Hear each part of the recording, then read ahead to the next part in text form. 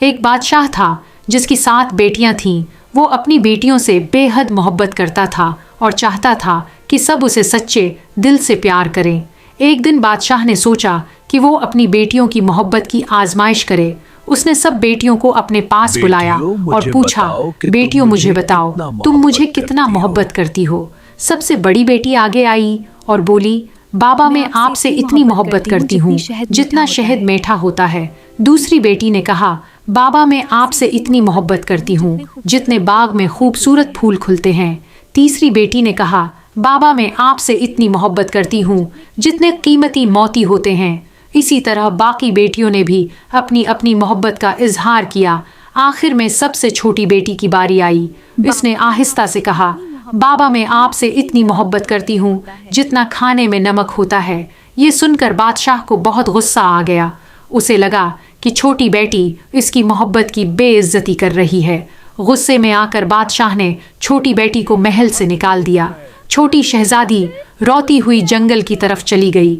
وہ جنگل میں ایک چھوٹی سی جھونپڑی بنا کر رہنے لگی۔ وہ جانوروں کے درمیان صبر اور ہمت کے ساتھ زندگی گزارنے لگی۔ کبھی جنگل کے پھل کھاتی اور کبھی جڑی بوٹیوں سے کھانا بناتی، لیکن وہ ہمیشہ اپنے والد کے لیے دعا کرتی رہتی۔ ایک دن وہ جنگل میں گھوم رہی تھی۔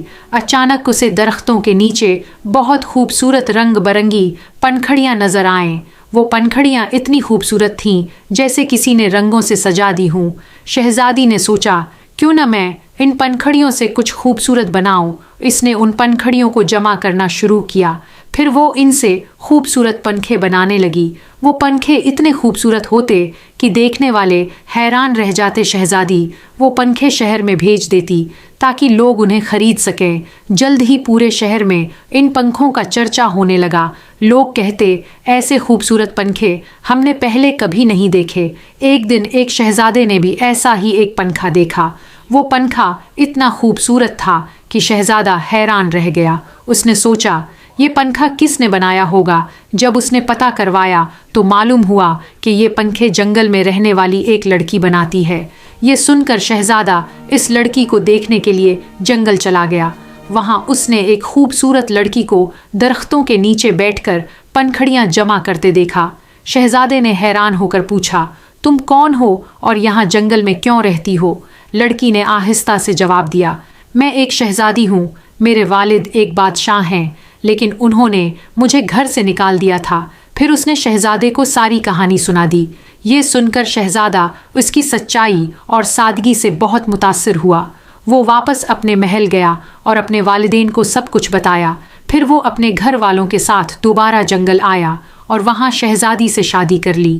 شادی کے بعد شہزادی شہزادے کے محل میں رہنے لگی۔ کچھ عرصے بعد محل میں ایک بڑی دعوت رکھی گئی۔ اس دعوت میں کئی بادشاہوں کو بلایا گیا، جن میں شہزادی کے والد بھی شامل تھے۔ لیکن شہزادی نے باورچیوں کو ایک خاص حکم دیا، آج کے تمام کھانے بغیر نمک کے بنائے جائیں۔ جب بادشاہ نے کھانا کھایا تو وہ بہت غصے میں آ گیا۔ وہ بولا، یہ کیسا کھانا ہے؟ اس میں تو نمک ہی نہیں۔ تم نے مجھے دعوت پر بلایا اور ایسا بے ذائقہ کھانا دیا۔ اسی وقت شہزادی آگے آئی اور اس نے اپنے چہرے سے نقاب ہٹا دیا۔